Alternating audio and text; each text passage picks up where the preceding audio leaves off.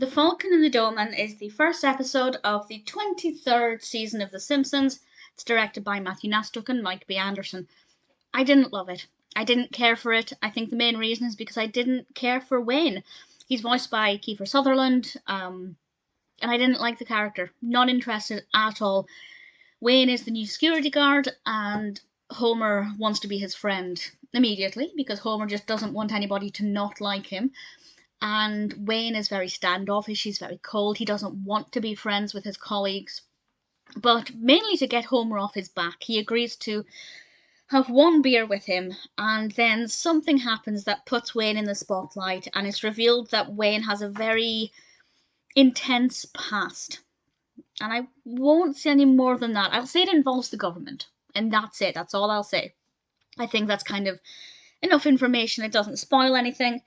But at the same time, enough to whet a person's appetite.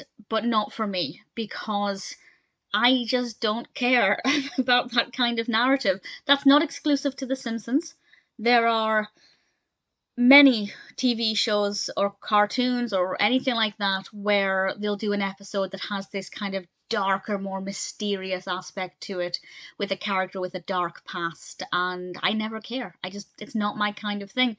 So it's not necessarily the episode's fault. I mean, the episode chose to present this narrative, but I'm aware that I'm not necessarily the target audience for this, and for me to really like it, we needed a B plot, a strong B plot that I could get behind and fall back on when the rest of the narrative was boring.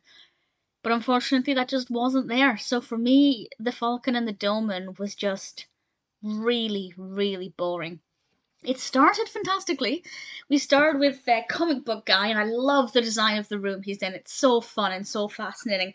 And he says, well, stay tuned to find out about Nedna, which is Ned and Edna Krabappel. And then I forgot about it. After that, and we got on with the narrative, I just completely forgot about it. And then we do find out some more, but I won't say what we find out. But I even found that boring. I was really keen to see what would happen because I watched the previous episode just before this one, because thankfully we're living in an age of bingeable content. And I was desperate to find out what happened next. And then it came around and I just thought, no, that fell flat as well. So for me, I just don't think The Falcon and the Dolman was a very good episode at all.